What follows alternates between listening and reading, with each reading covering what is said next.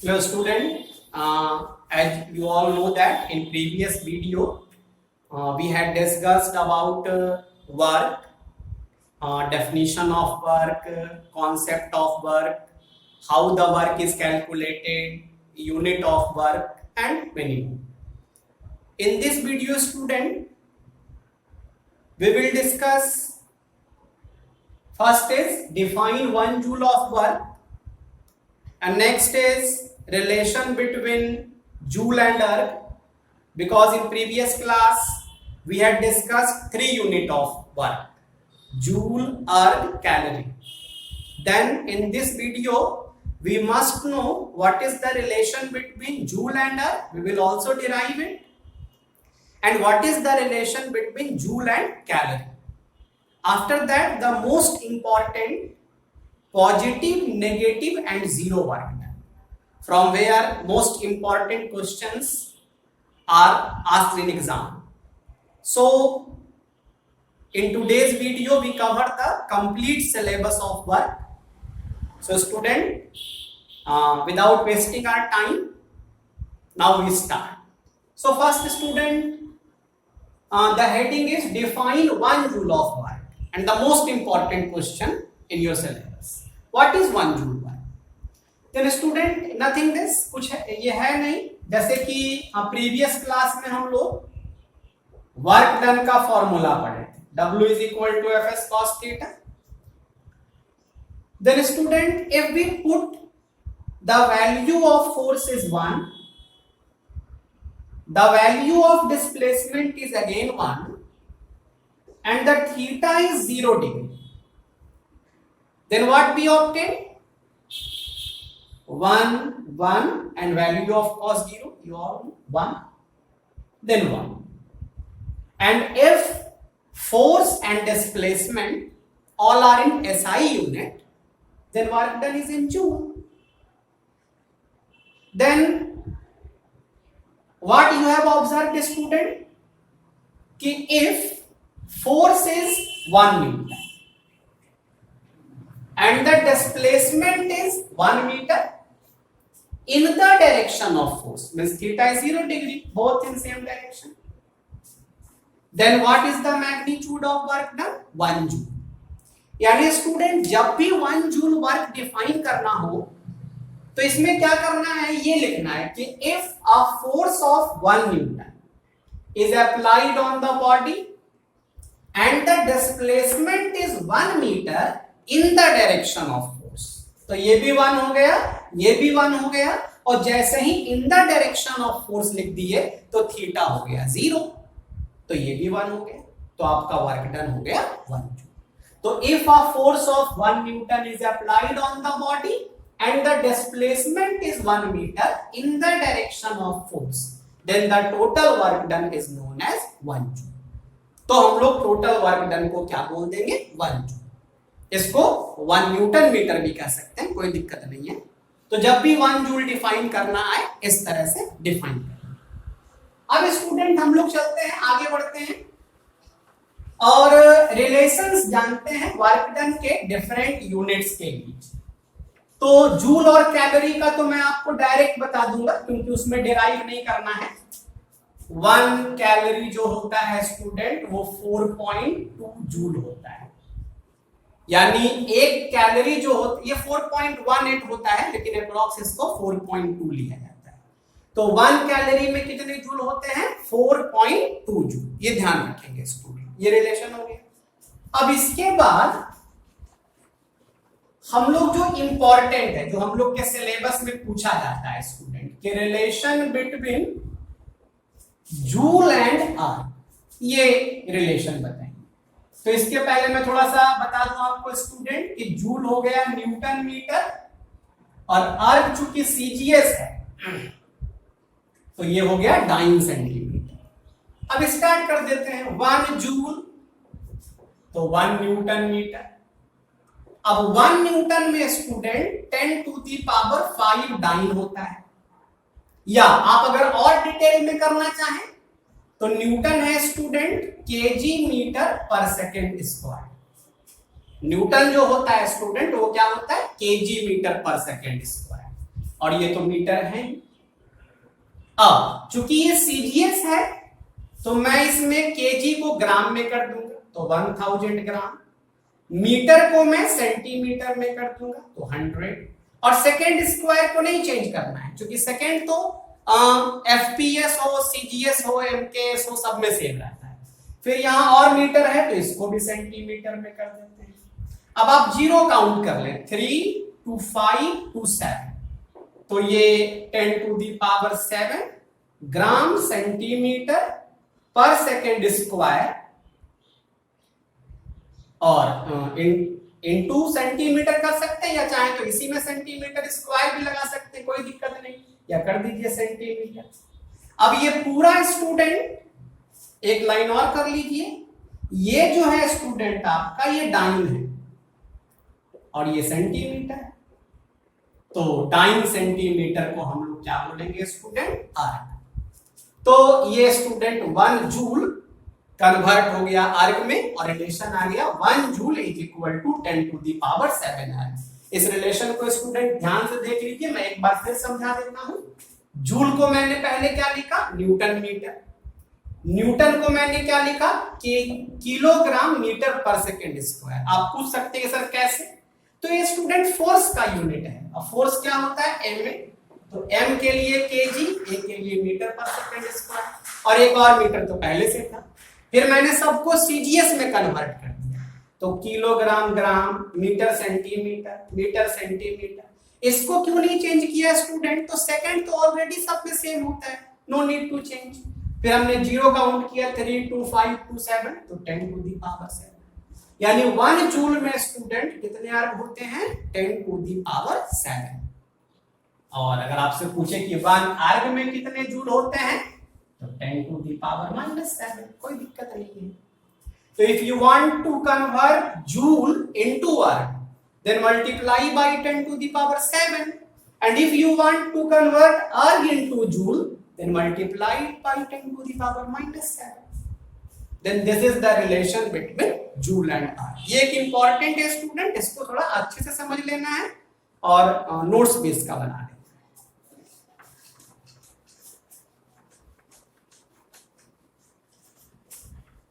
अब आइए स्टूडेंट हम लोग आगे बढ़ते हैं। तो मैंने बताया कि जब हम लोग आगे बढ़ेंगे तो हम लोग पॉजिटिव वर्क, निगेटिव वर्क और जीरो वर्क को समझेंगे कि ये आखिर क्या होता है। तो स्टूडेंट वर्क डन का जो मेरा फॉर्मूला है Fs cos थीटा, तो इसमें F और S तो ठीक है, इसके मैग्नीट्यूड लेने हैं तो इसमें कोई बड़ी बात नहीं, वो ऑलवेज पॉजिटिव होता है। Magnitude of any physical quantity is always positive. लेकिन स्टूडेंट ये जो थीटा है ये थोड़ा प्रॉब्लम क्रिएट करेगा, क्योंकि कॉस में आप अगर 0 डिग्री से चलेंगे 90 डिग्री तक, तो इतने में तो स्टूडेंट आपका पॉजिटिव वैल्यू आता है। लेकिन स्टूडेंट जैसे ही आप 90 से आगे बढ़ेंगे, हम लोग को ज्यादा आगे नहीं बढ़ना है, 180 तक जाना है, तो स्टूडेंट जैसे ही आप 90 से आगे बढ़ेंगे, यानी अगर यहां मैं लिख दूं मैथ्स के फॉर्म में कि theta greater than equal to 0 degree और less than equal to 90 degree, तो ये पॉजिटिव वैल्यू होता है। हालांकि जब थीटा 90 डिग्री हो जाता है स्टूडेंट, तो cos 90 का वैल्यू 0 हो जाता है, तो खैर 0 में तो कोई है ही नहीं पॉजिटिव निगेटिव। लेकिन यही थीटा स्टूडेंट 90 तो नहीं, क्योंकि 90 पे तो 0 हो गया, तो 90 से बड़ा और 180 तक, तो ये इसमें स्टूडेंट cos का वैल्यू नेगेटिव हो जाता है। जैसे अगर आपसे कोई पूछे cos 180 डिग्री, तो आप बताएंगे -1। तो ये प्रॉब्लम होता है स्टूडेंट कि जब तक आप 90 तक हैं तब तो पॉजिटिव वैल्यू आएगा इसका, cos 30√3/2, cos 60 1/2। लेकिन जैसे ही आप 90 से आगे बढ़ेंगे स्टूडेंट, तो इसका वैल्यू नेगेटिव आने लगता है, और एग्जैक्ट 90 पे कितना होता है, 0। तो यहीं से डिवाइड हो गया स्टूडेंट कि F वही वाला सेम चीज कि थीटा इस रेंज में है, तो जब इसी का वैल्यू पॉजिटिव है स्टूडेंट, अब बाकी तो हम बता ही दिए पॉजिटिव, तो वर्क डन जब भी आएगा पॉजिटिव आएगा। लेकिन यही थीटा स्टूडेंट 90 से बड़ा हो जाए और 180 तक, तो ये वर्क डन जो है निगेटिव हो जाएगा स्टूडेंट। और थीटा अगर 90 है तो एक काम कर लीजिए, यहां लेस करने दीजिए, तो वर्क डन स्टूडेंट 0 हो जाएगा। तो ये आपको कंडीशन याद रखना है स्टूडेंट, थीटा के हिसाब से वर्क डन का साइन जो है वो क्या करेगा, चेंज करेगा, 0 से या 0 से ज्यादा, 0 भी आ गया, और 90 से लेस में यहां पे तो पॉजिटिव हुआ, 90 से ज्यादा और 180 तक तो नेगेटिव हुआ, और 90 हो गया तो 0 हुआ। अब इससे रिलेटेड स्टूडेंट बहुत सारे क्वेश्चंस बुक में आपको मिलेंगे, मैं 2-4 एग्जांपल दे के आपको समझा देता हूं कि कैसे आप डिसाइड करेंगे कि in any case work done is positive, negative और 0। तो आइए बोला जाएगा स्टूडेंट कि a ball is thrown vertically upward, एक बॉल है और इसको कहां थ्रो किया गया, वर्टिकली अपवर्ड। तो बताइए कि फोर्स ऑफ ग्रेविटी का वर्क डन, ये ध्यान रखना है स्टूडेंट कि वर्क डन जब भी आपको बताना है तो फोर्स का नाम दिया हुआ रहेगा।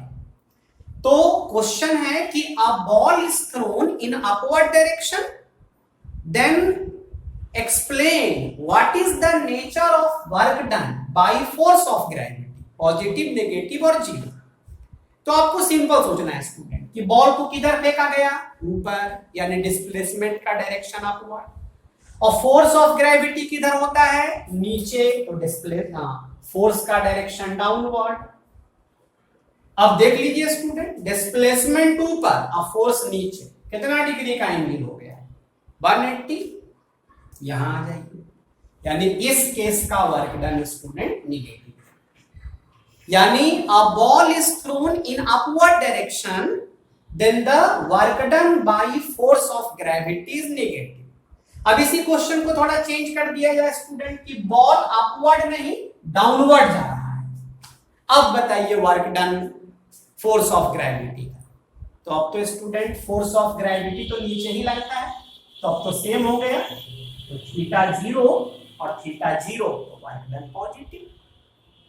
फिर क्वेश्चन चेंज कर दिया कि नहीं, कोई आदमी जो है, a person moving on straight road, now explain what is the nature of work done by gravity. एक पर्सन जो है वो हॉरिजॉन्टल रोड पे जा रहा है, तो ग्रेविटी तो ऐसे ही, ये तो ऑलवेज डाउनवर्ड ही होगा स्टूडेंट, तो इस बार 90 डिग्री आ गया, work done is 0। Then these are the example. आपको कंफ्यूज किया जा सकता है, फोर्स का नेम सेम रहने दिया जाएगा और मोशन का डायरेक्शन चेंज कर दिया जाएगा। तो कोई भी चीज अगर ऊपर जा रहा हो तो फोर्स ऑफ ग्रेविटी का वर्क निगेटिव, कोई भी चीज अगर नीचे आ रहा हो तो फोर्स ऑफ ग्रेविटी का वर्क पॉजिटिव, और कोई भी चीज अगर सामने चल रहा हो तो फोर्स ऑफ ग्रेविटी का वर्क डन 0। और भी एग्जांपल मैं देता हूं स्टूडेंट, एक फेमस क्वेश्चन होता है कि इन uniform circular motion, famous question है स्टूडेंट कि इन uniform circular motion the net work done is 0, explain this statement.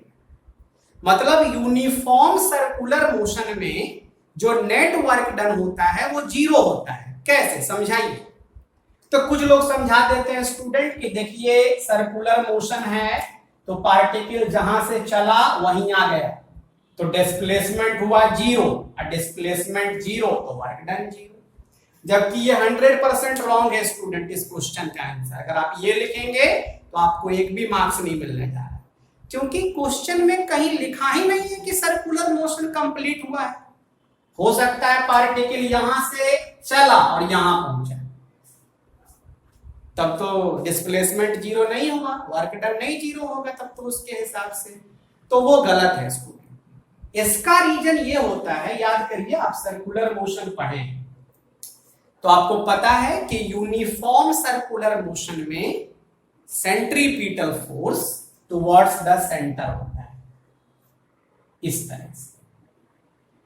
और अगर स्टूडेंट ऐसे भी आता हुआ मान सकते हैं, ऐसे भी मान सकते हैं, तो अगर ऐसे जा रहा है कोई भी पार्टिकल, तो जब किसी पॉइंट पे डिस्प्लेसमेंट देखिएगा तो वो टेंजेंशियल होगा, किसी भी पॉइंट पे स्टूडेंट। यहां आ जाइए, force towards the centre and displacement tangential, and in each case force towards center and displacement tangential, and in each case the angle between force and displacement is 90 degree। और अभी यहां पे student लिखा हुआ है कि if angle is 90 degree then work done fs cos theta, fs कुछ भी हो स्टूडेंट, जब थीटा ही 90 है तो cos 90 का वैल्यू 0 होता है, तो वर्क डन 0 हो गया। तो this is the reason in uniform circular motion either circular motion is completed और not, it doesn't matter, work done always equal to 0। तो ये है स्टूडेंट पॉजिटिव नेगेटिव 0, ये सब वर्क का एक्सप्लेनेशन। तो ये स्टूडेंट अब आप इसको समझ गए होंगे। और एक लास्ट टॉपिक मैं वर्क डन का आपको समझा दूं, जिसका नाम है वर्क डन अंडर ग्रेविटी। क्योंकि जब आप न्यूमेरिकल बनाएंगे स्टूडेंट तो वर्क डन का है तो एक ही फॉर्मूला एफएस कॉस थीटा, लेकिन आपसे क्वेश्चन पूछा जाएगा कि एम मास का कोई ऑब्जेक्ट है, कुछ भी मास हो सकता है, 4 केजी 5 केजी, और इसको एच हाइट पे मैं ले जाना चाहता हूं, तो मिनिमम कितना वर्क डन करना पड़ेगा? मिनिमम स्टूडेंट, मैक्सिमम आपकी मर्जी है, कितना भी करिए। ये सब लोग कंफ्यूज करते हैं स्टूडेंट, बहुत सारे लोगों को पता नहीं होता है। ये जो हम कैलकुलेट कर रहे हैं ये मिनिमम वर्क कैलकुलेट कर रहे हैं, मैक्सिमम आपकी मर्जी है, कितना भी करिए। तो स्टूडेंट आप जानते हैं कि किसी भी चीज का एक अपना वेट होता है mg। अगर आप उस ऑब्जेक्ट को लिफ्ट करना चाहते हैं तो कम से कम इसको तो बैलेंस करना ही पड़ेगा, बाकी आपकी मर्जी, एकदम जोर से उसको उठा लीजिए, बहुत ताकतवर आप हैं तो कोई दिक्कत नहीं।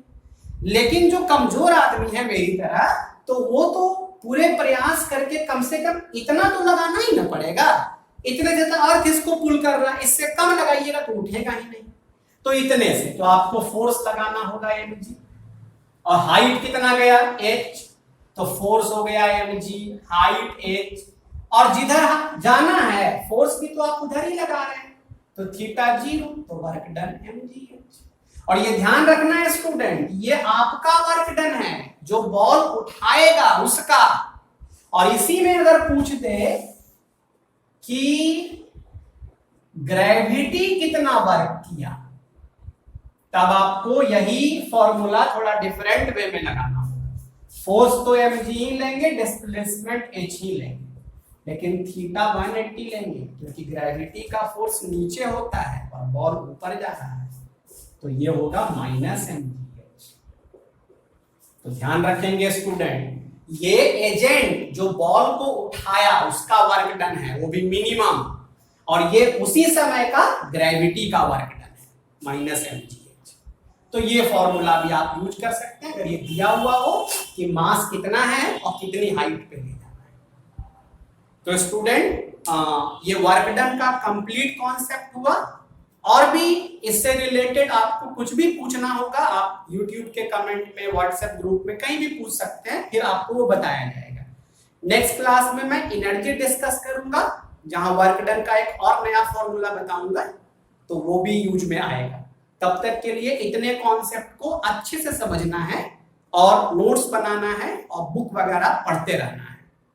आपका होमवर्क यही होगा कि इससे रिलेटेड जो भी क्वेश्चन आपके बुक में है वो आप उसको जरूर बनाएं, और जो प्रॉब्लम होती है उसको पूछें। और मेरे चैनल को अधिक से अधिक सब्सक्राइब करें स्टूडेंट, मेरा हौसला बढ़ाएं, मैं और अच्छे से अच्छे वीडियो आपके सामने लाऊंगा। और वीडियो में जो कुछ थोड़ा बहुत मिस्टेक है या बोलने में या कहीं कहीं लिखने में, तो वो आप बताएंगे, वो मोस्ट वेलकम है। क्योंकि स्टूडेंट कहा जाता है कि गलतियां तभी सुधरती है जब उसे कोई बताए। दुनिया का सबसे भाग्यशाली आदमी वो होता है जिसके आसपास उसकी शिकायत करने वाले हो। निंदक नियरे राखिए, और शिकायत करने वाले आपके पास जितने ज्यादा होंगे आपका ग्रो अप उतना ज्यादा होगा। तो मोस्ट वेलकम स्टूडेंट। वीडियो को अच्छा से अच्छा बनाने के लिए आपकी राय, आप हमें कुछ भी सजेस्ट कर सकते हैं।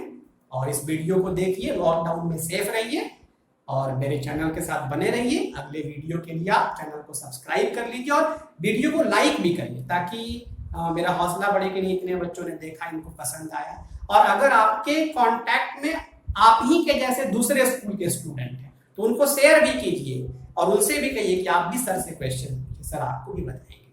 तो आज के लिए इतना ही। Thank you very much.